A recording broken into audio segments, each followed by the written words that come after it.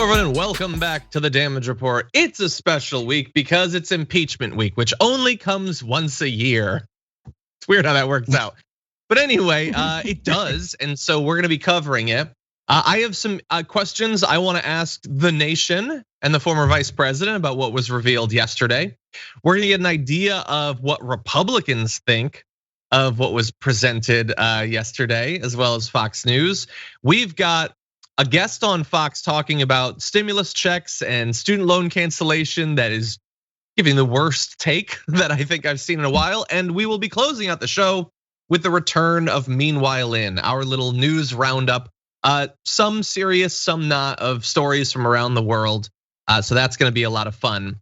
And the person who's gonna be joining us on this news voyage, Jason Carter. How's it going, Jason? John, hi, hello. Hi, guys. Glad to have you here, and man, you're bringing the energy. Perhaps because Jason is brought to you by Monster. Boom. Hey, and by the way, Bougie Dragon is drinking the non-coffee Java one. This one is Monster Rehab, tea, lemonade, and energy. Yum. Wow. I love that, like, they put in tea and lemonade, and they were like, "What are we forgetting? Oh, energy." And all the artificial ingredients that are on the back of the can, that's what they forgot. I don't even read that anymore. I just say slurp, slurp, and keep it pushing. Exactly. This is, most people don't know, but in the old Ninja Turtle movies, the ooze was just this. But anyway, because of that sort of insult, you should rest assured this show is not actually sponsored by Monster. We just talk about it for free for some reason. We're not good at building our portfolio of sponsors. But anyway, Jason, thank you for being here. Before we launch into everything, what do you got going on? Anything you want to promote? You know what? Jason Unleashed right now is on hiatus. I also want to promote the facial hair I'm growing. It's a new thing, so bear with me as it sprouts and I enter manhood at 41 years old. But no, I'm trying, John, your beard is so epic. And I thought, like, I wanna be cool. So I decided to do it. You guys tweet me at JDC Forever or go to my Instagram at Jason Carter Official and let me know what you guys think. Should I keep it? Should I become a black Gandalf? Sophie in the control room says, John, she's here for it. She's giving me a thumbs up. So the ladies like it. Yeah, we're gonna have to give it a minute for the audience to weigh in, but I would imagine that the reaction of the nation to Jason Carter saying, "I want to look more like Johnny DeRolla," is, "You're going in the wrong direction." But anyway, we'll see. We'll see. Now, a couple things to announce. One, national holiday, you should already know about it. Hopefully you have work off, is the birthday of my wife, Arlene, who I don't know if she's watching now, but it is her birthday. So happy birthday to my lovely wife. We're gonna be celebrating a little bit later on.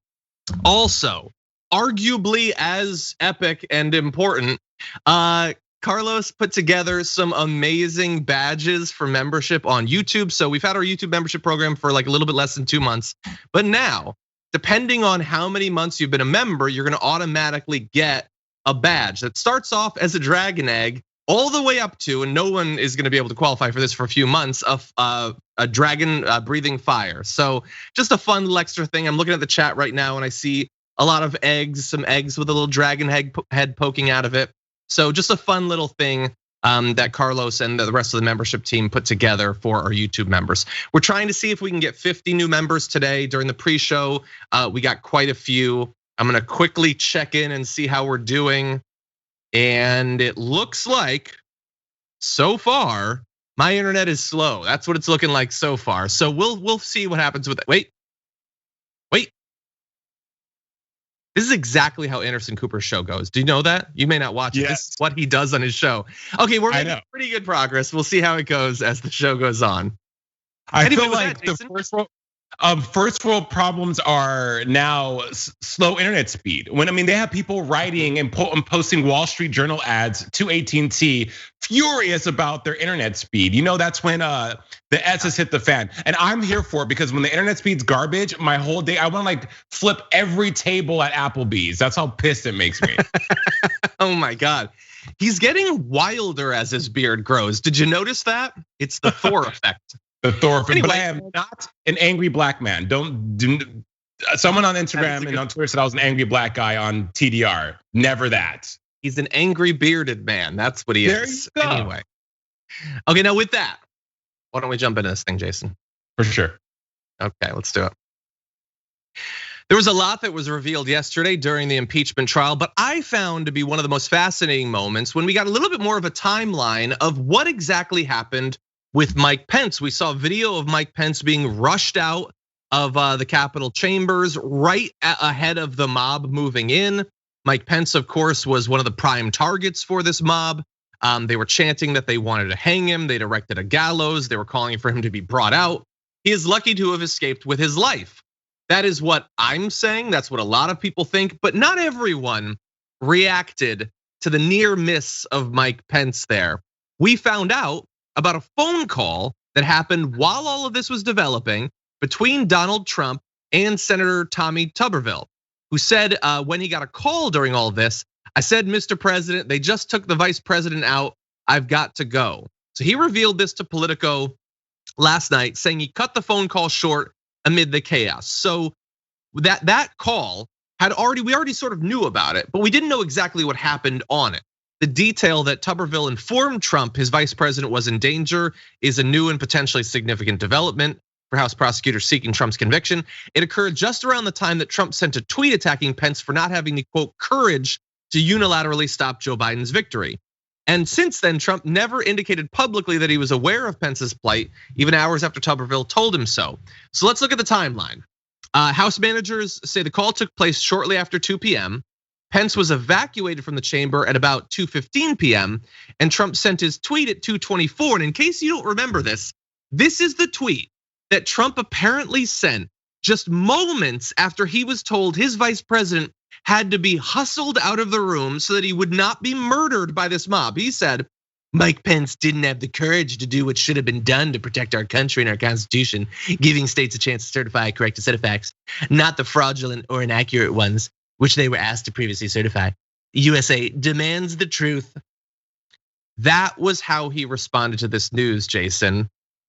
Like he had just been rushed out and he is like, he didn't do what he should have done. Not thank God the guy who's loyally stood by me for 4 years wasn't murdered. Right, John, first let me start by saying that listening to the trial yesterday was one of the most riveting and fascinating things I've ever heard, because Trump's tweets are incriminating him. Like even they said it themselves.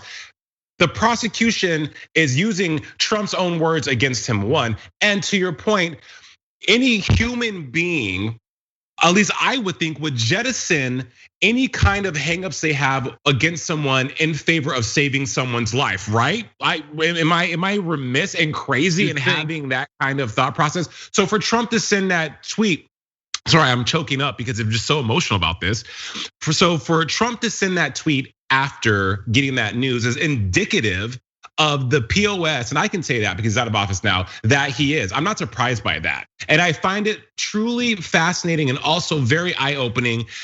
Again, we're gonna go into the timeline of everything that transpired yesterday and what they're using in the trial, but he had to have known this was coming, right? And loyalty no longer exists. Well, it probably never existed in politics, but Trump has truly shown that loyalty is a novel idea that is dead and probably isn't returning ever. Because sell out someone, as you said, blindly and blindly and without the shadow of a doubt supported you, even though this person, and I like to think Mike Pence is a smart man. He obviously has to be a smart man to ascend to the heights that he has, even though he probably knew in his heart of hearts and in the back of his mind that he was following a maniac.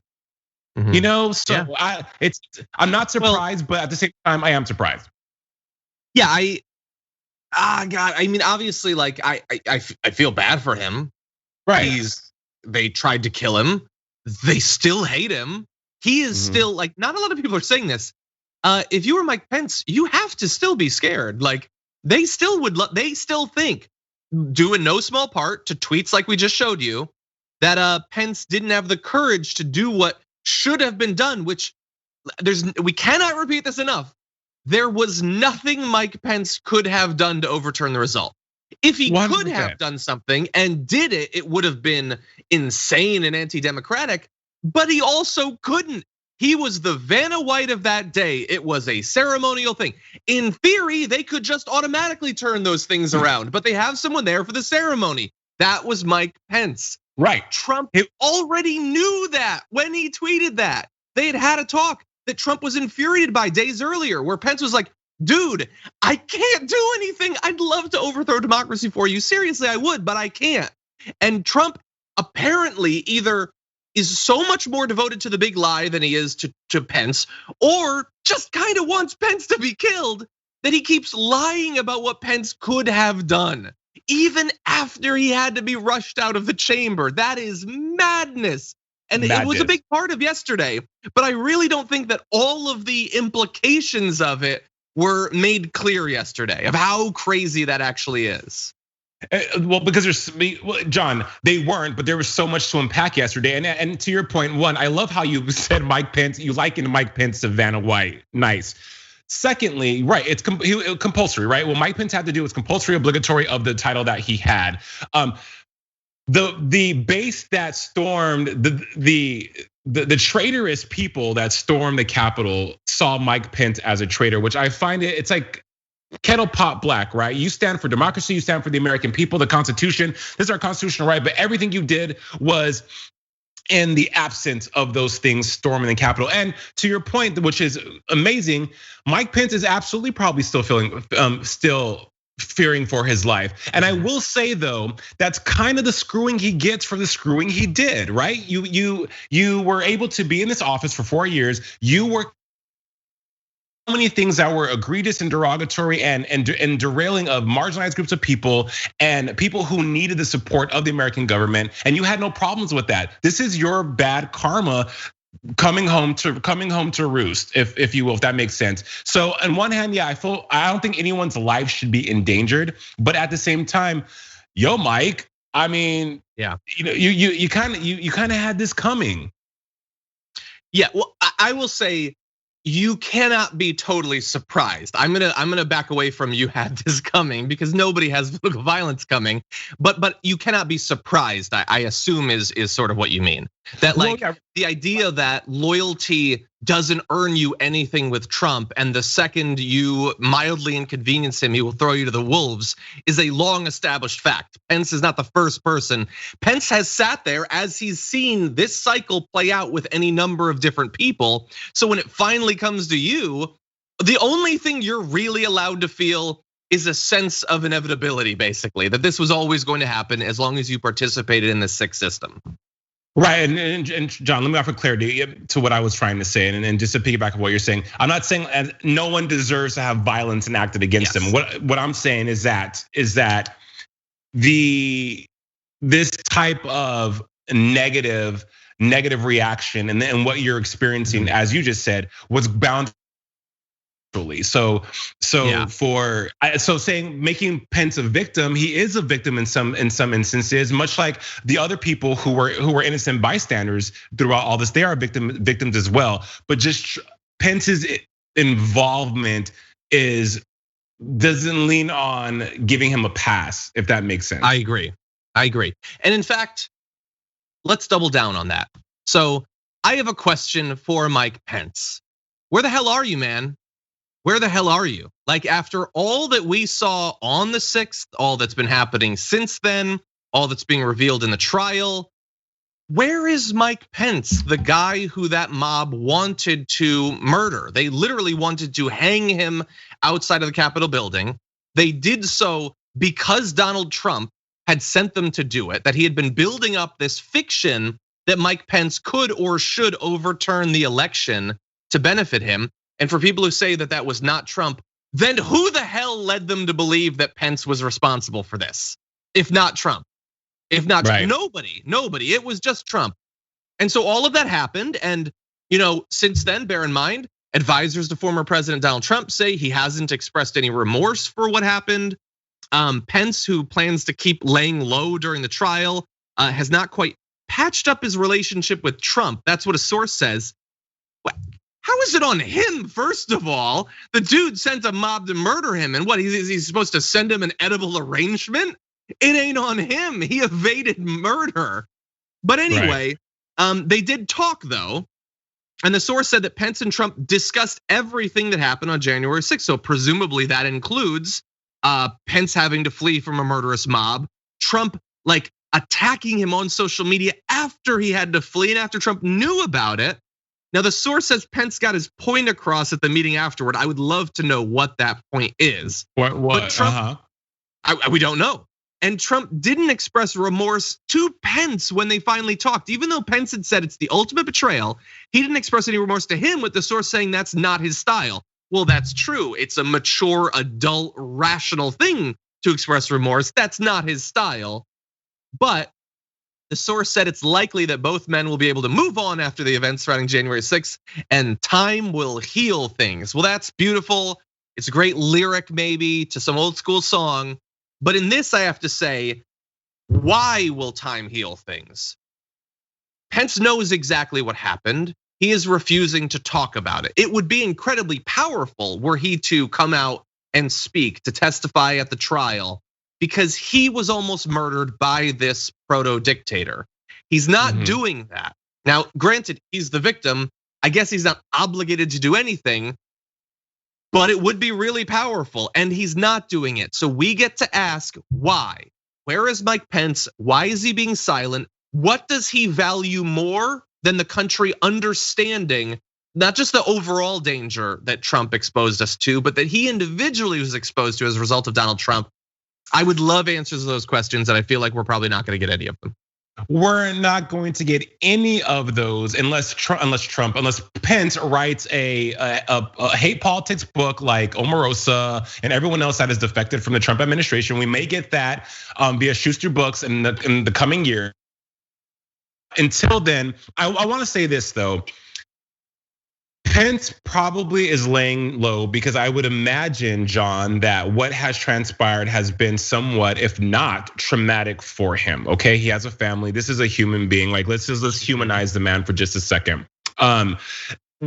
Great question. What has been the conversations behind closed doors that is still allowing him to have allegiance to Trump and not sell Trump down the river the way Trump has been selling him down the river? That to me as a man, I can understand, because once you screw me over, and again, loyalty is everything to me. Once that has been thrown out the window, all bets are off. You made a choice. That's a choice. People say, oh, you make mistakes. Time heals all things. All those manifestations drive me up the wall when you're an adult, because you make choices to do those things. It's all premeditated, much like the tweets and the whole thing on January 6th, which I think was premeditated. Those actions between the relationships you have with your inner party and your inner circle are premeditated. So for Mike Pence to not have that moment and say, okay, look, here's what really went down, because I put the American people first. Because also after this is all said and done, John, I would imagine Mike Pence wants to have a career and a life and some sort of existence post the administration. And he can absolutely have that. He can, because right now he's in a great position to be, as we said, the victim. This is the only time he's had to be the victim. But I think that he's probably still traumatized by this and wants to lay low until the dust settles, which I don't blame him for doing. Maybe he's trying to protect his family. There's a whole myriad of logical reasons why, but for him not to come out and give some kind of statement that, as you said, would be immensely powerful is also immensely suspicious. Yeah, I definitely agree. And somewhere I know that Mike Pence is watching this show. So Mike Pence, come on, man, at least DM me.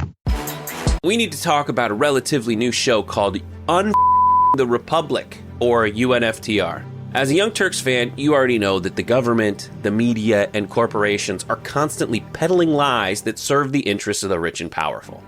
But now there's a podcast dedicated to unraveling those lies, debunking the conventional wisdom. In each episode of the Republic, or UNFTR, the host delves into a different historical episode or topic that's generally misunderstood or purposely obfuscated by the so-called powers that be.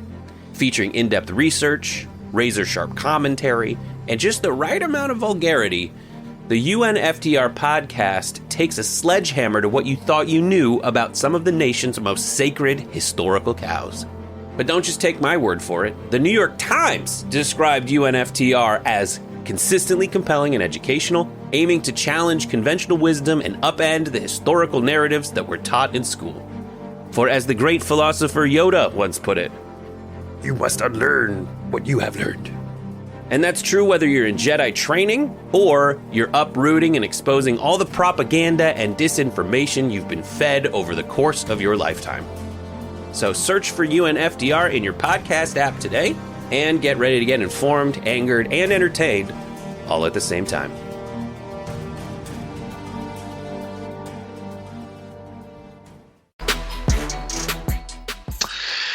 Anyway, let's read a few comments from the audience before we move on to other impeachment related news. First, a super chat from Dragon Song Yes You said, not sure why Nightbot deleted my super chat in pre-show. I asked if we get little eggy badges on Twitch too and wish Dragon Wife a happy birthday with an emoji. I'll try again, sans emoji. Happy birthday, Dragon Wife. Thank you for that. In terms of the badges, so the difference between Twitch and YouTube is that on YouTube we have the Young Turks channel and we have my channel. So my channel can be specific to my channel. On Twitch, it's the whole network. So it wouldn't make sense to have dragon related badges for the whole thing because multiple shows film in there and all of that. But they do have a lot of they do have badges. They have very cool emojis and everything too. So maybe we can get a dragon egg emoji or something like that, or a little dragon. I don't know. But anyway, there is going to be that difference there. Big Gay Dragon says, "Yay, Jason's here. Sending love to both of you." Thank you for that. Sea Turtle Dragon says, Jason, the kitten dragons and I are so happy you're with John today. We love you. Happy Friday Eve. Love the facial hair. It looks great on you. Happy birthday to you, Mike John. That was very nice. Keeping it now, guys. That sealed the deal. Marcus Otera says, Jason on the bridge of Khazad-dûm, you shall not grift. It's funny. Wait. Let's see. Lazy Peon says, I just want to congratulate Michael Shore on fulfilling his dream of ending up as evidence in Congress. I don't know if you saw, Jason, but they used a TYT video in the impeachment. Oh, that was pretty cool. Morik says, my aunt has passed yesterday from COVID. She was hospitalized for several weeks after ignoring the symptoms for over a month. Stay safe, Dragon Squad. Morik, that is incredibly sad. I'm sorry to hear that. Yeah. Wow. Kirsten says, there once was a jerk named Mike Pence who decided to sit on a fence about children in cages and corruption and rages and now deserves his own sentence. Well, he's gonna be just fine, assuming that Trump's mob doesn't track him down. Over on Twitch, Cheeky Rage Beast subscribed for 12 months. Damn, Cheeky from the very beginning. Thank you for that. Mojo Quid subscribed for the 7th month and says, Pence is more Machiavellian than smart, but potato. Been a great 7 months. Thanks for keeping me grounded. Thank you for that, Mojo Quid. Let's see. Oze the Yellow subscribed for the 7th month and says 7 months of watching on Twitch feels like only yesterday I was watching the stream by candlelight on ye old TYT website. That's funny. Alien Sock Puppet says AOC described the attack from her POV. Pence is still in hiding. Exactly. Let's see. Okay. Eddie O'Donnell says, I have a question for you and Jason for the show today. There's speculation going around that the Neera Tanden hearing was held yesterday morning to prove on the record that Republicans have read tweets, catching them in the lie if I don't read Twitter. Or do you or Jason think there's any truth to that? No, I don't think so. Like the Republicans were participating too readily in the whole thing about the tweets. I think it works out in that way to some extent, but no, I don't necessarily think so. But thank you for the theory. Mac Bain says, one way to go, Jason, is to grow some fuzz on your chin. Then you can pensively stroke it while you ponder life, the universe, and everything. That is a nice bonus. I was advised against that, as a matter of fact, because John, when you have facial hair, you like, when you're, it becomes a thing you play with, right? That sounds kind of gross. But so my husband was like, don't do that. It makes you seem like you're not paying attention to when people are talking, and I felt, so now I'm self-conscious, so now I don't, right? But it just feels good because you're actually listening, but now you have this whole new landscape that was never there before that keeps your attention. Yeah, I can say the relationship to playing with it changes the longer it gets. Like the longest I've ever had when I was in the Arctic, it's more like you're not playing with it so much as like desperately trying to keep things out of it. Anyway, what's that? Like ramen? Desperately trying to keep ramen out of your beer? Or just honestly, like just drinking water. is really annoying when you have long facial hair because the water gets like trapped in your mustache. You don't want to drink anything. You have to use straws. It's weird. Anyway, Steph Mont says, OMG, John, when you guys hosted movie night last summer, I knew your wife looked familiar. She has been in a few of my favorite TV shows. Happy B-Day, Arlene. That's awesome that you've seen her. Yeah, she's been in a bunch of stuff. She's been in a ton of shows and some movies as well. And now is creating some. So stay tuned for those. And with that said, why don't we jump back into the news, Jason? Let's do it. Okay.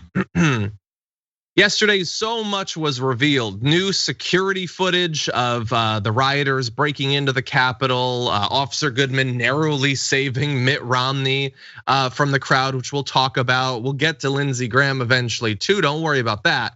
But with all that was revealed and mashed up so perfectly with what Trump did and didn't do on that day, we now have to play the game of, will any of this matter? By finding out what the Republicans think about it. No, it won't. So let's go through a few. Ben Siegel asked, did the videos change your mind at all about conviction? That was to Senator Roy Blunt, who said, I mean, you have a summer where people all over the country were doing similar kinds of things. I don't know what the other side will show from Seattle and Portland and other places. So okay, that's how serious Roy Blunt is being about the entire thing. If violence exists elsewhere, then it doesn't matter what people do.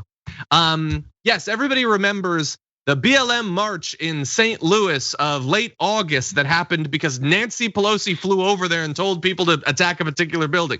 No, that didn't happen. There's no connection like that. And they're not even trying to allege a connection like that because they know it doesn't exist. They are literally just both sidesing the concept of bad things. If bad things happen here, then there's no consequences for anything.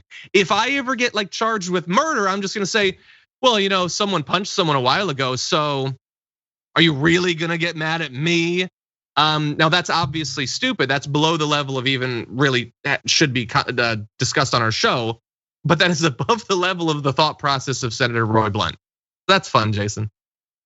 It is fun. I found some of the reasoning that these people had in regards to what was being revealed and uncovered and unearthed during yesterday's trial. John, I have to say, I listened to majority of it on NPR because I was driving around, and when the Republican, the representative from the U.S. Virgin Islands started and showing video, it was just so alarming to me what actually happened inside of the Capitol, and for people to, as I said earlier, completely jettison the fact of human life being at risk for the sake of politics. And it doesn't matter what side of the aisle you fall on. Anyone with a moral conscience can see that what happened there could have ended way worse than it did. The loss of human life could have been exponentially more than it was that day. And so for these politicians to try to reason in these dumbed down ways is not shocking or surprising, but also it's like, come on, like for once put down whatever your belief system is and recognize that was an S show. Yeah, 100%. But like some of these people are going to do a little bit better of a job of pretending that they're paying attention to what happens or their mind is open. To give you an idea of how open Roy Blunt's mind is, he said this morning, I'm not sure when our side starts, but Saturday's looking better all the time. So when he says our side, he means the lawyers defending Donald Trump. He's a juror in this trial and he's saying our side because that's allowed. You can do that. Okay, so some in the GOP are at least trying to pretend that they are paying attention to the trial, that the video is actually potentially affecting them. Some not so much. So here's a more of a roundup of different Republican senators. Ali Zaslav put together a great little thread compiling some of these comments. So Rick Scott said, I watched what he said. He never said someone should break in. Because again, you have to very specifically say what you want the murderous mob to do, or else it doesn't count. Many's the time that I've hired a hitman and at the last second remembered I can't tell the hitman exactly how to kill someone because then it would be a crime. So that's Scott. Lankford said Trump has had 100 rallies and we've never seen that before. So that's the tough one to be able to link. Okay, but they did walk directly from this rally to the Capitol and then sack it. So I don't think it's that hard to link. I think it's about a walk from a rally to the Capitol hard to link. It's about that direct, actually. It's so direct, you don't need to take public transit. You can just walk it. But Langford, not convinced. So I don't know, like we're gonna turn to some who say that it bothered them or they have tears in their eyes or whatever, Jason. But any other thoughts about what we saw yesterday? Yes, first semantics with all of those tweets and quotes from people that are in support of Trump. Because here's the thing, much like Charlottesville, these white nationalists and these people Trump interpreted, past tense, because no longer in office, or maybe they still are interpreting, but his rhetoric as a call to action, right? As a rallying cry, as releasing the Kraken, if you will. So to completely fly in the face of the intelligence, anyone that was watching or present what's happening is and all these politicians are not stupid people, right? So it's like saying, well, I don't know, like the dog bit your hand off, but you know what? The dog's never been violent before, but it bit your hand off. So I mean, we gotta excuse that. Trump has been inciting violence. And violence against people doesn't always have to be physical. I say this time and time again, you don't have to hit someone to promote violence or provoke violence or call violence on someone. It could be from what Trump has done with tweets. It could be with subliminal messages. There's so many different ways that people interpret violence. And I feel that Trump and his base, or whoever's working for him, sending his tweets, whatever witchcraft he has going on, has been able to do that because his base has interpreted as such. So for them to send these tweets and act like that's not the case is dumb. And I feel, listening to the trial yesterday, and I'm hoping that those tweets that they're compiling that have shown that violence will turn the tide in this impeachment trial. I mean, I could be wrong. It could be my own naivete, but praying that that's going to happen. Continue. If it's something good, I don't think it's going to happen. But there are some in the GOP who want you to believe, or no, that they were affected by what they saw yesterday, that video evidence.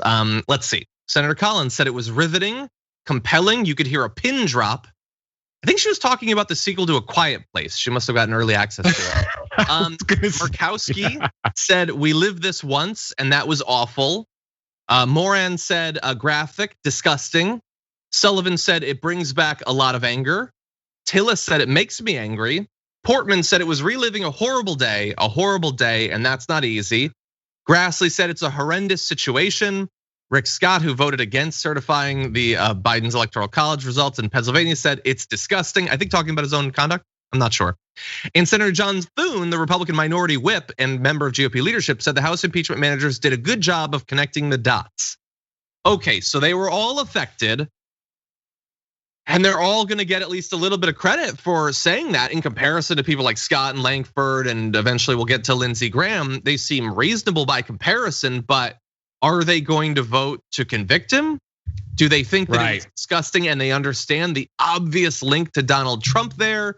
I don't believe that very many, maybe Collins and Murkowski, maybe one more of the others, but I think the vast majority of those who are like, no, totally, like it affected me. I had tears in my eyes. Please say that I'm reasonable and I have a heart, and then I'm gonna say that Trump should be able to go. That's my theory. I agree with that too, John. That's the rub right there. And also, let's enter cancel culture into all of this, right? We have these statements from people who know that to be on the right side of history right now is to say those things. Is to make sure that I got my soundbite, my tweet, my quote, my phrase, my whatever out there in the universe, in cyberspace. So when it does come time for be coming down the road, I knew, hey, my hands are clean to some capacity. That's them doing damage control. That's them Olivia Poping the situation, getting in front of it. Because, so as you mentioned, those people were in support of Trump and have known what Trump had been doing for.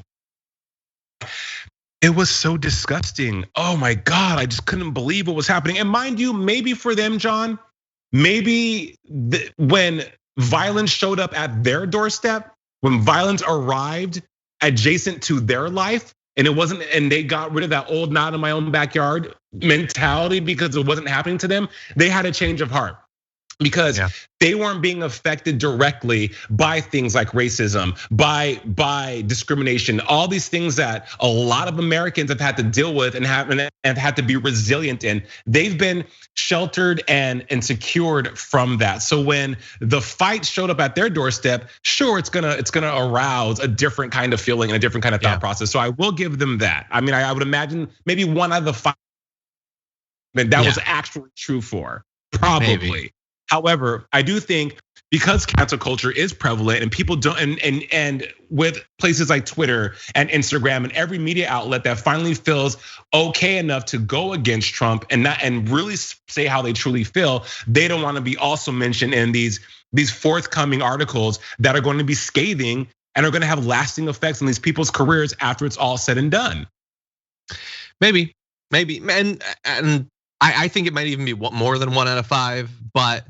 I also we've seen so many times in the moment you say the one thing and then you backtrack. And I mean, the woman who was the representative was criticizing AOC, saying there was nobody in the hallway.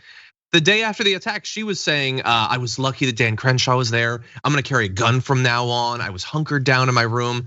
A month later, she's fundraising off of saying AOC's lying about it. What does Senator Lindsey Graham think about the 6th and Trump's culpability? Well, it turns out it really depends on if you talk to Lindsey Graham on January 7th or Lindsey Graham today. Because last night, after seeing all of that footage about the attack and what Trump said and what he tweeted, here is what he had to say on Sean Hannity's show. Your viewers, the not guilty vote is growing after today. I think most Republicans found the presentation by the House managers offensive and absurd. We all know what happened in the Capitol was terrible. I hope everybody involved that broke into the Capitol goes to jail. But I don't remember any of these House managers saying a damn thing when they were trying to break into my house and going after Susan Collins and spitting on all of us. If this is a problem for a politician to give the speech that President Trump did, well, then Kamala Harris has a real problem because she actively engaged in bailing out rioters. And here's what I would suggest. If you're a politician trying to raise bail for people accused of rioting, you're inciting more riots. But here's... Okay, so he thinks it's serious, just not serious enough to do anything about it here. That's the amazing thing about whataboutism. He's like, well, you're saying this is bad, but this is just as bad, but I don't want to do anything about either of them. Well, then it's just a distraction. You don't actually care. And also he was on Mark Levin and he had this to say. Here's what I want to know. What did Nancy Pelosi know and when did she know it? If this was widely known by the FBI and Capitol Hill Police that people were planning to come to Washington before the 6th to create violence, I want to know, did she know about that? Okay, so somebody's responsible, but it's probably Nancy Pelosi, not the guy who actually brought them there and then sent them to the Capitol. So, Jason, this is what he's saying now. What we saw yesterday from the House managers, it was absurd. It was offensive. How dare they?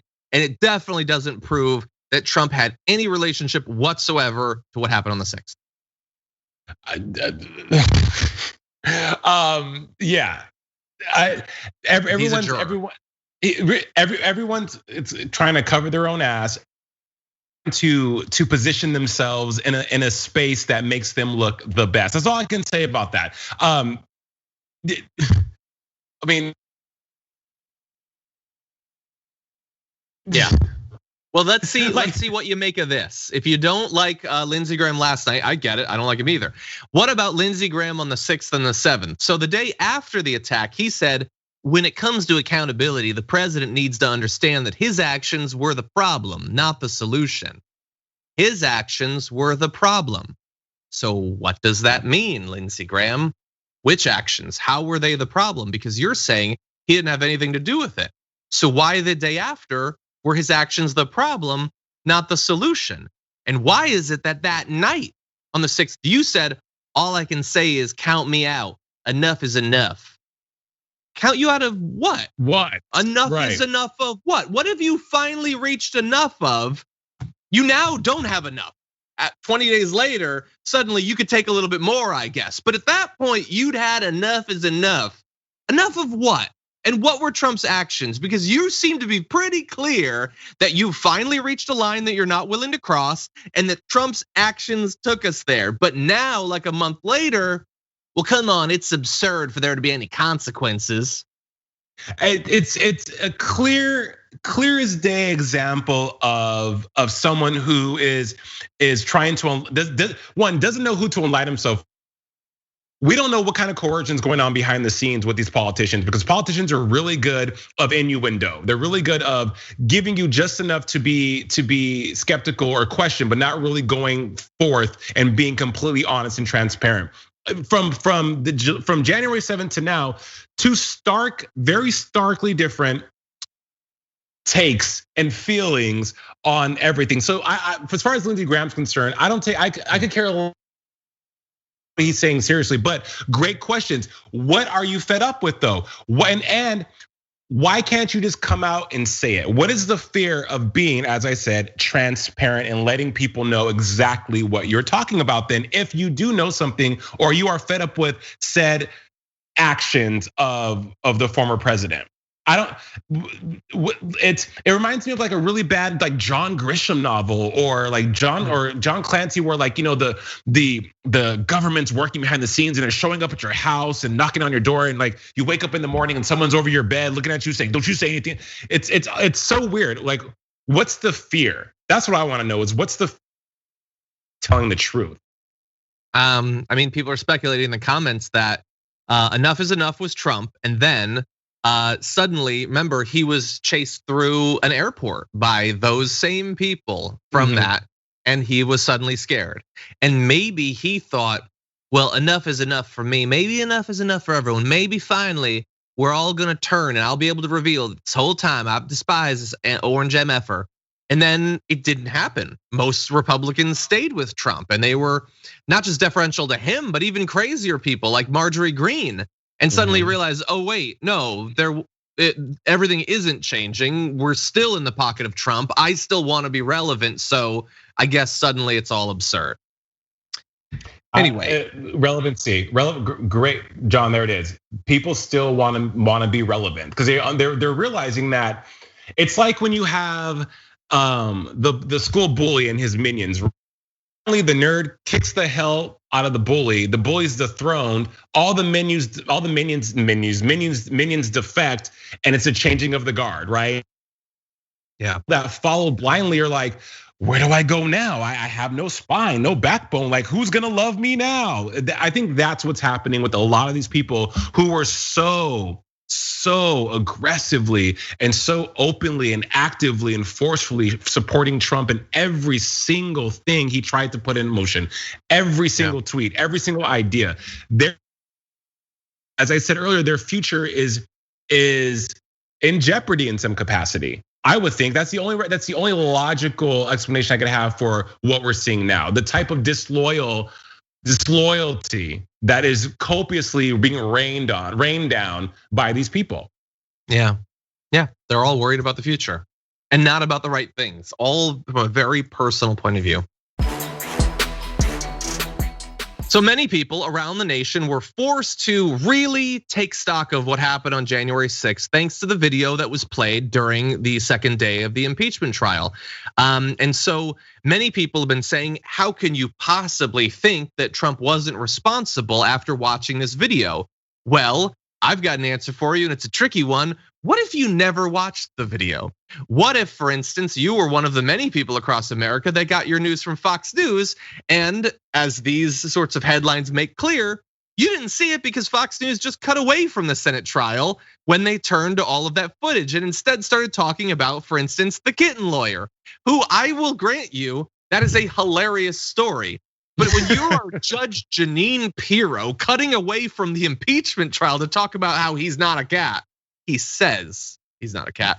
I think I know what you're doing there. I think you don't want people to see the footage because you know how damning it is. So understand, if you're watching this right now, you may think, how could they not accept it? many of them won't have to accept it because they've opted into a media bubble that protects them from inconvenient videos and facts and narratives and all of that. And they get to just think, oh yeah, no, it didn't really happen. It wasn't that bad. Nobody died. It was all Antifa anyway. And that's basically what's going on over there. We're gonna have a little bit of footage for you, but Jason, I wanted to give you a chance to respond. Well, I found it just a little, I don't know, weird that, okay, look, Fox, from a network standpoint, I'm gonna talk about this from like a ratings network standpoint, okay? Like because at the end of the day, it's about dollars and cents. For Fox to cut away from that and not show that was to their detriment. Because sure, you said they've opted into a media bubble that protects them from inconvenient truths and reporting inconvenient things like this. However, as journalists, that is your job, is to report the news. One, regardless of, again, on what side of the aisle you lean on, report the effing news. Two, yesterday the trial was the most watched and talked about thing all day. I was glued. I didn't even get out of my car because I could not get away from NPR listening to it. So from a ratings and a business standpoint, that was a stupid move, Fox News. You want people to come to your platform and consume your media on what's trending that day. And yesterday, that was the most trending thing in in America. So that was dumb. I do agree with you on the kitten lawyer thing, but it's not so funny a day later. But maybe, who knows what the reasoning behind that? It was a dumb move from Fox. That should have been the only thing they should have been talking about in some capacity. Even if it would have been biased in favor of Trump, they still should have given their audience and their public that kind of content. Well, Jason, they also did that because they did have an episode of The Five, which is apparently still a show. So if you're watching this and you don't watch Fox, first of all, good choice for wellness and all of that. I want you to understand what was happening. So for hours, all of this stuff was going on the impeachment, and it was fascinating. I watched CNN. That's how fascinating it was. I don't normally do that. And so The Five comes on, and they do a solid block about the impeachment trial, but they weren't watching it because, let's be very clear, they were doing a live show. They weren't like commenting occasionally while the footage played. They were doing their show instead of watching it, but commenting on it to say that you shouldn't pay attention to it, that nothing was being shown, but they quite literally had no idea what they were talking about because it was going on while they were talking about it instead of watching it. So they kind of got the best of both worlds, Jason. They were technically talking about the impeachment. So if you're a right winger, you can go there and you will only get their point of view of what they speculate is happening because they don't know what is happening because they're not watching what is happening. It was an amazing meta sort of media moment.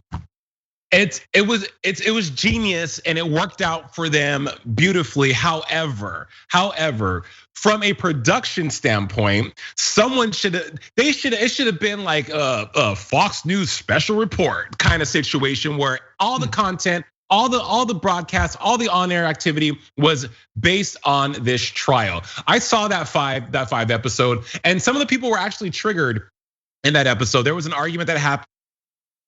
Like there's some screaming and yelling, but it was this weird perfect storm of, we kind of know what's going on, we kind of don't know what's going on, and it's safe for us and it's working out for us beautifully. So we're gonna continue. Yeah. That's what it is. To be honest, that is we're in live television. Sometimes that's the easiest way to go because you just are like, well, we'll keep you up to date. People are in your ear. You're trying to fill time. You're trying to make something happen, and by doing all that, time goes and the show's over. So it worked out for them. Yeah, it was. I would like to imagine that it's pretty see-through, but it was designed to distract, and that's what it did.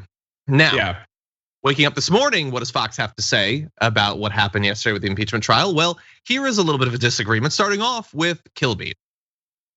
A lot of video. Again, day one was full of video, almost like the cold open to a Rachel Maddow show. And then some of the surveillance video we hadn't seen yet. No doubt about it. Pence, Pelosi, and Romney were in danger. No doubt about it. It was really bad. It was a pleasure, though, to hear cops, police officers being praised for a change from Democrats. We haven't heard that in about 2 years, and they should be praised every day, and especially the way they acted here. They never should have had the January 6th rally. Does anyone disagree with that? If President Trump wanted to show his popularity, win Georgia, at least one of the seats. That would have actually shown more. It got out of control. I don't think he ever intended that, and that's the point. Was President Trump having a rally get them fired up? Did he ever intend for them to breach the building and threaten to kill his vice president, the most loyal person he had, Mitt Romney, who he's had disagreement from his party? And they were looking for some of the more high-profile lawmakers, no doubt about it. But it became very redundant, too. It was like the same thing, the same person showing more emotion, inciting something personal about them. And that's when I think they're beginning to lose the public. As we get set for day 3, they're going to finish up with some more testimony. And then we got more of this. And then we're going to see what the Trump team has. Yeah, they found an interesting legal loophole, which is crimes aren't crimes if it's presented in a redundant way. And they're losing the American people. I'm sure that's a result of Kilmeade poring over tracking polls of what people think. It's just say what you want. It's a fun way to live your life. Just imagine the world you want to live in and say that it's true. And leave Rachel Maddow alone. What has she done to you? Like, how dare you throw shade at Rachel Maddow? But to what he said about people making it personal and it's becoming redundant, I disagree with. Illuminating things from yesterday, John, was as I said earlier, the uncovering and unearthing of all this new footage and all these new elements to what happened on that day, because America wanted to know. On January 6th, many people were doing what we're doing now, sitting at home, working. All of a sudden, all this news is pouring in, all this media, all these images of what's happening that we didn't get a boots on the ground experience when it came to the events of that day, right? And so now you have people that were actually there that are saying, okay, listen, this is an actual factual account as to what transpired on January 6th. And I think a lot of people wanted that to further galvanize and cement their feelings on what exactly happened. I don't think people are disinterested. I think we want more of that. I think we're demanding more of that. I think that was one of the most compelling parts of the trial for me, was the actual accounts of people who were there. And then connecting the dots is a term they're using now with Trump's tweets, connecting the dots as to, this has been possibly a plan that has been in the works for, who knows, weeks, months, maybe days, no one knows. So I think he's wrong there. I did appreciate the little burns from Kilmeade about, like, if you want to prove how popular you are, maybe win a seat. I like that. I was like, man, I should have thought of that.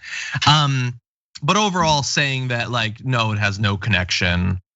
Dude, what are you talking about? He brought them there. It's an amazing point that they've been trying to make over the past week, not just Kilmeade, but like generally the right, is that you can't say he incited it because those people came to the Capitol wanting to do that. Right. As if Trump sprung into existence the morning of January 6th and hadn't been telling them for months to go there and what they should do there. And the idea that, like, it just got out of control, and that's not what he wanted. Like, it might be one thing if Trump had done all of this stuff inciting the violence beforehand, and then once it was happening, he really tried to pump the brakes and express remorse and all of that. But everything that's come out since then was he still attacked Pence after Pence had already been rushed away. He told them he loved them. They're very special. These are the things that happen when it's so unceremoniously stolen. He still hasn't expressed remorse. Weeks later, he's still saying the election was stolen. Weeks later, like, if he actually was shocked at how it spun out of control and that wasn't what he wanted, he has provided us no evidence that that is the case. Even easy rhetorical, like, cheap apology evidence, he won't do that even. So Brian Kilmeade, who's willing to, like, burn him a little bit, is either so dense that he can't put these things together, or is still in the pocket of Trump and is unwilling to criticize him in a fundamental way that could lead more of the viewers to thinking he needs to be convicted in this trial. John, it's an amalgamation of both. It's a nice, spicy, yummy, delicious gumbo of both. And to your point, which you articulate so eloquently, is much like with Trump's statement of bad people on both sides, not willing to come out and denounce white supremacy when the pressure has been put on. If you are truly remorseful and you truly believe and you want to take accountability and responsibility for your base, then you come out and say, hey, something or another. You come out and make some kind of statement, even if it's like, I feel like this is wrong, don't do it. We'll take anything at this point. But the simple fact that he chooses not to do that is very telling about how he truly feels. How else can you interpret that? There's no other way. You spinning your wheels, John, not your wheels per se, but just the wheels of the American people, trying to rationalize and think, okay, well, what does he mean by this? Like, what's the again, the innuendo? No, there's no innuendo. This is how he truly feels. Yeah, that's it. Anyone that wants to say otherwise would have done that by now. There would have been an obligatory response, an obligatory apology, and that would have been that. And it would have been issued in writing, it would have been picked up everywhere, and then we would have kept it moving. But that hasn't happened yet. So the writing's on the wall. It is what it is. It's clear as day. Indisputable. And now it's time for news from around the world. And meanwhile, in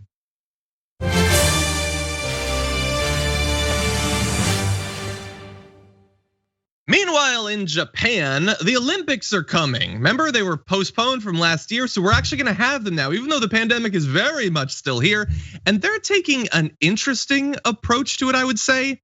Athletes won't have to be vaccinated. They won't have to quarantine when they get to Tokyo, but they are required to test negative for the coronavirus, which is gonna be fine because those things never fail. And once they get there, the advice they're being given by Japan is interesting. Take a look at this. The International Olympic Committee is telling athletes to, quote, avoid unnecessary forms of physical contact like hugs, high fives, handshakes, and to keep 2 meters or 6 feet apart from other athletes during the games to reduce the risk of spreading the coronavirus. Now, I want you to somehow mesh that with the fact that they're going to be providing 150,000 free condoms purely for sex that takes place from at least 2 meters apart. So that is not a new thing for the 11,000 athletes. God damn, it's a lot of sex per athlete. But anyway, this is not a new thing. They always hand out the condoms, but this is a pandemic, and they're like, don't high five, but you can do like, I'm not even gonna fill in the blanks, but you know where that joke is going, right? So Jason, what do you think? I think this the IOC. What are they smoking? That's what they, essentially. Look. I read this and thought, how can I engage in coitus from 2 meters? I mean, I don't. They are athletes. Hey, and some people possess apparatuses that allow them to do that. I am not one of them, so that would be kind of hard to do. But I think it's irresponsible, John, that they're saying that these people do not have to be tested, because here in the States you have places like NBC Universal and that have lots of employees that have to be tested on a day-to-day basis, right? Before they come into work. And they have the money to do that. The IOC and the Olympic Committee that is organizing the Tokyo Games, they have the funds to make sure that testing can be done and will not disrupt the natural flow or how they want these games to go. So I think that's very irresponsible. I think that they're not being smart about this. And I understand Olympiads are special. 2020, these athletes train for 4 years, they give up their lives. It's a whole story, it's a whole movement, it's a whole journey. And for them to be postponed last year, we get there's a pandemic. We are still in a pandemic where responsibility needs to happen, because you don't want an outbreak of corona at the Olympics to happen while these people have been waiting to compete in the games. So you're not only doing a disservice and putting people that work the games in jeopardy, you're also not honoring the athletes. They need to rethink this quickly. They need to refigure this sooner than later. Exactly, and they can make quick changes. The president of the Tokyo Olympics is going to resign following sexist remarks, so they can respond to criticism. I would say at the very least, if you're gonna be handing out condoms, I remember in one of the Naked Gun movies, they had whole body condoms. I would suggest those perhaps. And meanwhile, I want to know how to have sex from 2 meters apart. Like, wield the wand, Harry. I'll give you some tips. What kind of magic are you guys employing over there, Kasapon? Oh my God, rhythmic gymnastics. That's how they do it. Meanwhile,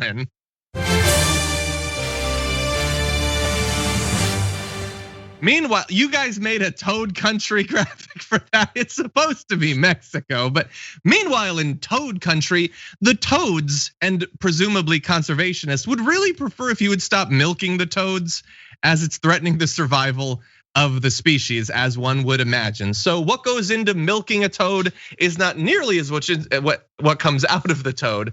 So the Sonoran desert toad possesses a potent psychedelic compound which can be used for hallucinogenic purposes. In order to get your hands on the white slime, you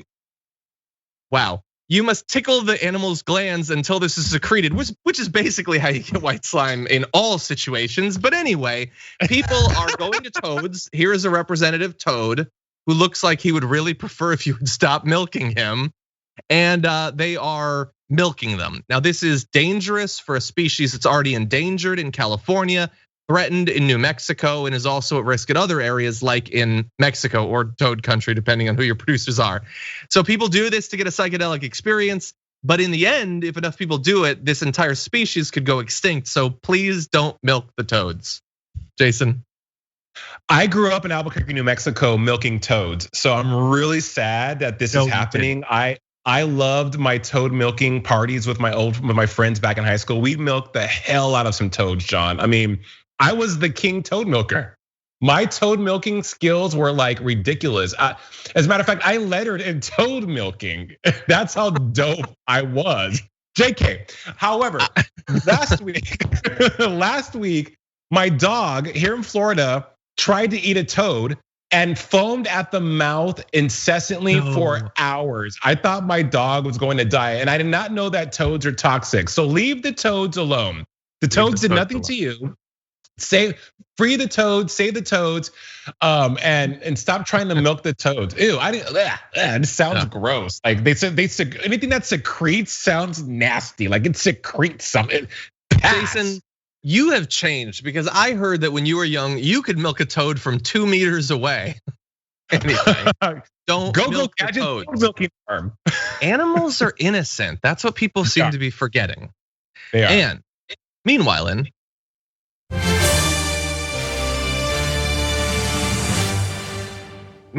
in Saudi Arabia, they really want you to believe that they are starting to take human rights seriously at long last. And they did a big symbolic thing, which is important in its own right to show that. They've released Loujain al-Hathloul, one of the country's most prominent women's rights activists, from prison earlier this week, in the clearest sign yet that the kingdom's leaders were taking steps to assuage President Biden's complaints about human rights violations. Now, we're gonna give commentary on that plot, but first I wanna focus on the activist that was actually released. Hathloul has been among the most visible faces of an unrelenting Saudi crackdown on human rights advocates, dissidents, and civil society activists. Her imprisonment, which lasted 1,001 days, and allegations that she'd been tortured, sparked an international outcry.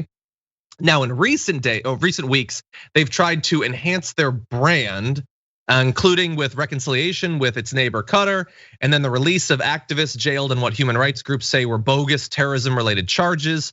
The most prominent of these is Hathloul, who is well known for campaigning for women's right to drive and for the abolition of Saudi guardianship laws, which require women to obtain a male relative's consent for major decisions, including education and travel. But despite this, Hathloul and others have not been acquitted by Saudi courts and remain under tight restrictions that prevent them from leaving the kingdom. Human rights activists are pressing for these constraints to be lifted entirely. But that would require an actual commitment to human rights, civil rights, women's rights, and all of that, which is a little bit more significant and harder to get to than just sort of releasing her kind of for now to get a little bit of good press and maybe convince Biden to go easy on them. What do you think? Well, I think that this is an archaic form of life that they have going on there. And they're trying to, the article said they're rebranding, which was like rebranding. What are they, Chrysler? But it's because I felt like, okay, fine. Trump was in office. They had a great relationship with Trump. Their kingpin has left. So now they're thinking like, okay, well, we don't have anyone that's gonna back us. So let's try to rebrand and be better. I think that it comes down to, as you said, really wanting to change and value human rights in a place that has a death penalty that executes people for like nonviolent offenses, that executes people for drug offenses, for having marijuana. They will execute. You will be given the death penalty for having a hallucinogenic substance there. So. It's not. I'm not surprised that this is how this is going, but I am happy that this woman's on the way to having a better life after serving time. And her family has said that she's changed. I mean, this is someone who was sentenced to 5 years in prison and apparently was able to get out because of good behavior or because of time served, right? Mm-hmm. But it's beyond that. So much needs to change there, and I understand that religion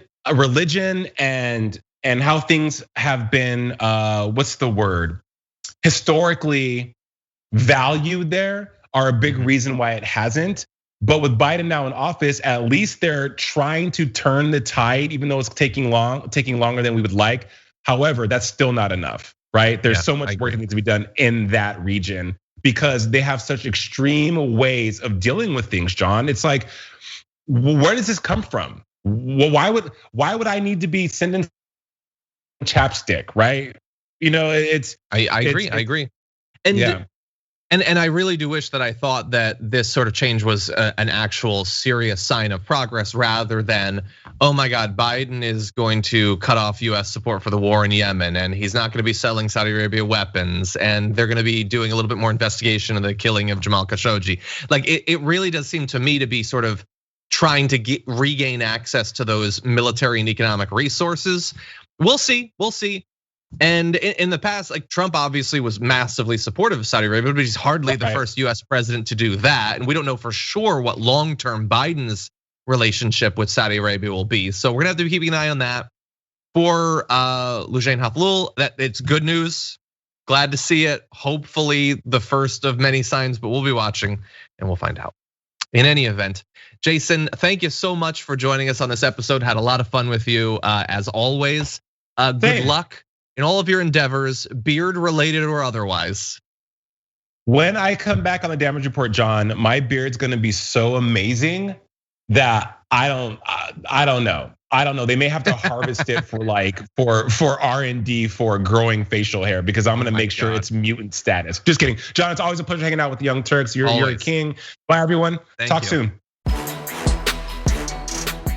If you had hoped that after losing his bid for re-election, Donald Trump would decide to fade away into the darkness, live a dignified, quiet life, perhaps painting dog portraits off outside of the public spotlight, well, then you don't know who Donald Trump is, and you apparently don't know all of the different tools he has at his disposal to continue to be a daily plague on our lives. But we have someone who's well-versed in all of those tools and is joining us now to discuss. The senior Washington correspondent for Business Insider. Welcome back to the show, Dave Levinthal. Hey, thanks, John. Thanks for having me. Great to have you here. So 7 huge reasons Donald Trump isn't going away. That's your article available at Business Insider. So tell us about this. Donald Trump, are these purely hypothetical tools? Are there reasons to believe that some of the things you profiled in your piece are being deployed or will soon be deployed to bring Donald Trump back into our lives? Most of these are quite real. A couple hypothetical, but most of them are pretty concrete. But they're flying below the radar as we pay attention to obviously the impeachment trial and Joe Biden's administration coming online. Donald Trump has definitely faded away in a very real sense, in that he's not on Twitter, he's not in your face every day, he's not on television, he's not on the radio, and yet he is still there. He's very present and he's waiting to make a comeback of one sort or another. Probably the most notable way that Donald Trump is staging this comeback is through a political action committee that he created in November while he was in the midst of railing against the election results. It's a political action committee called Save America. It raised about $33 million over the final few weeks of 2020, and it didn't spend a cent on anything political. All that money just went to Donald Trump, and it's a kind of committee that Donald Trump himself controls, both operationally and financially too. So he's sitting on a ton of money, and of course he's got 6 other things going on too, which I suspect we're gonna get to very soon. We will. Really fast on that one. It is still a PAC, so he can spend the money not on future campaigns, right, but on political activity, ads and things like that. And he certainly can't just take the money himself, although in theory he could route it through his various businesses, right? The rules governing these types of political action committees are pretty loose. So could Donald Trump use this money, for example, to pay for his own travel? Yes. Could he use this money to pay for meals or close consultants or things that could have some potential benefit? Yes. Could he spend this money at his own properties?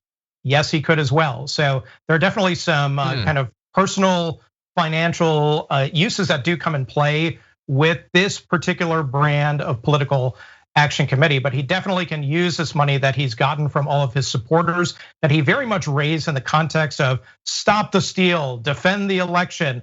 These were sort of the come-ons that Donald Trump was using over the last few weeks of 2020 to raise money for this group. And he didn't use it for any of that. Donald Trump ostensibly can use this money for any other purpose though, politically speaking, or kind of on the edge of politically speaking.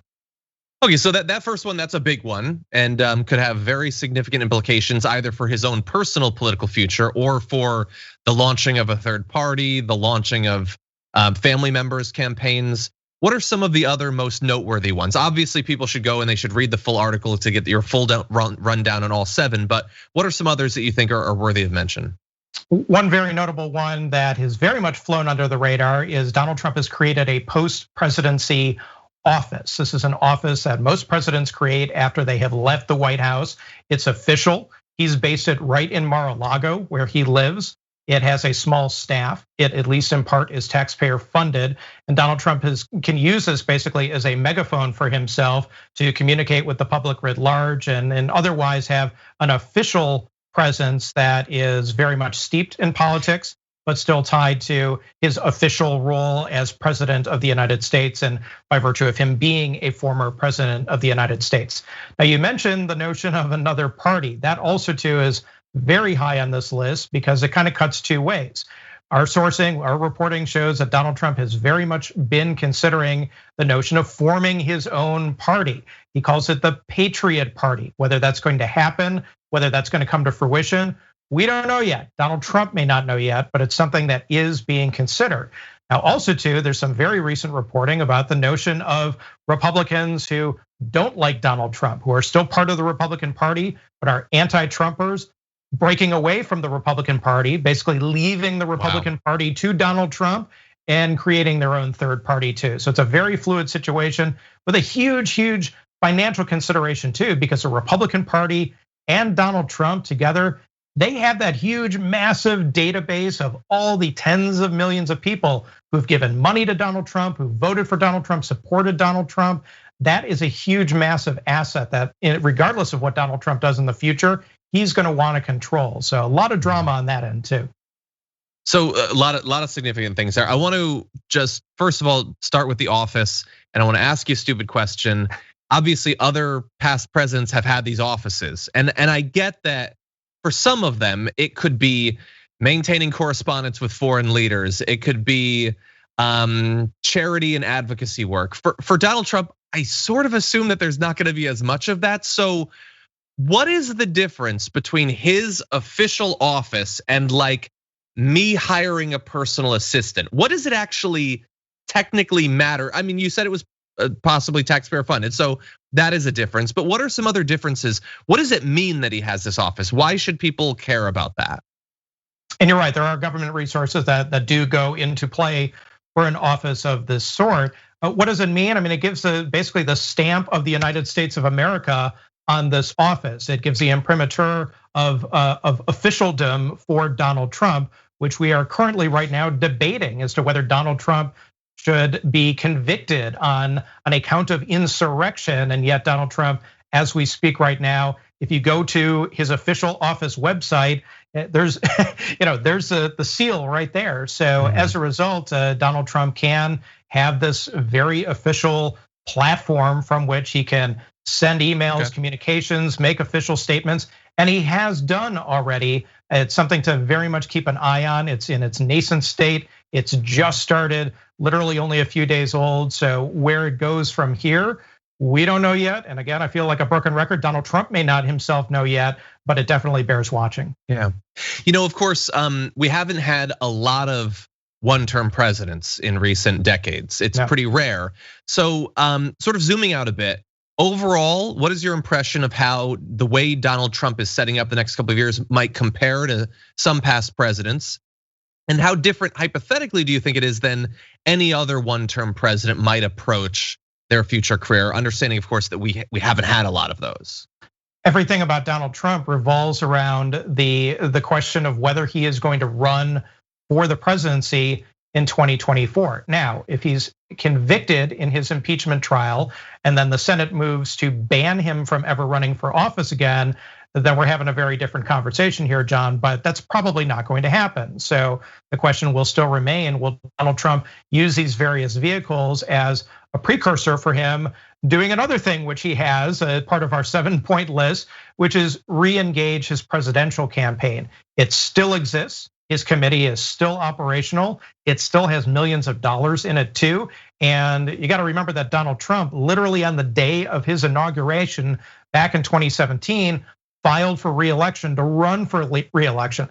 There's only been one president, John, in US history who's ever won the presidency, lost the presidency, and then regained it again. That was Grover Cleveland. So we got to dig pretty deep in the history books to find any analogous situation to the one that we've got right now. And Donald Trump, he'd be what, 77 years old or so when the presidency would be at hand in 2024. Joe Biden's 78, gonna be 79. That's not something that is out of the question at this point.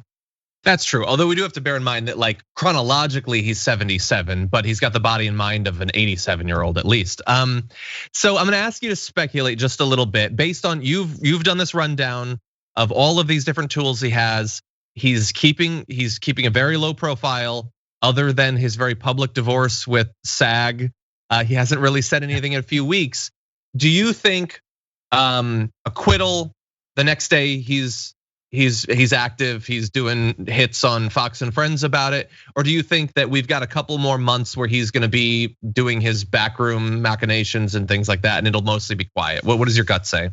My gut says that Donald Trump is going to be a presence in our lives a lot more than he is today, sooner rather than later. And maybe about 1,000 people threw something at their computer screens or their phones right now.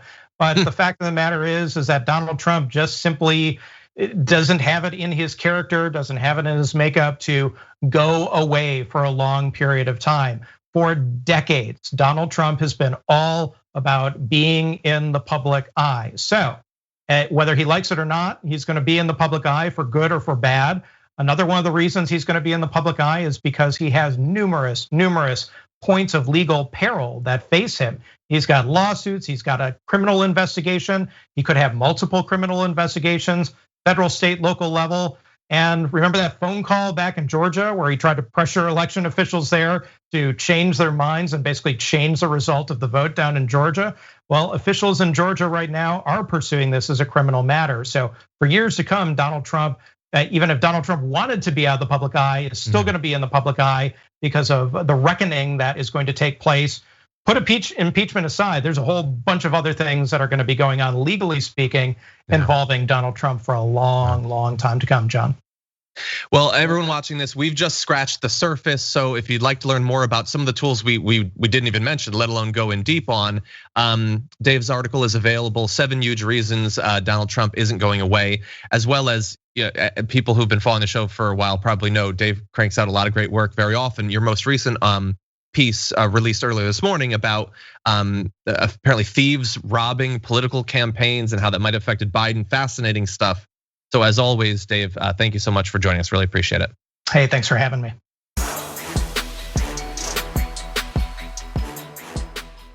Thanks for listening to the full episode of The Damage Report. Support our work, listen ad-free, access members-only bonus content, and more by subscribing to Apple Podcasts at apple.co/TYT. I'm your host, John Adarola. I'll see you soon.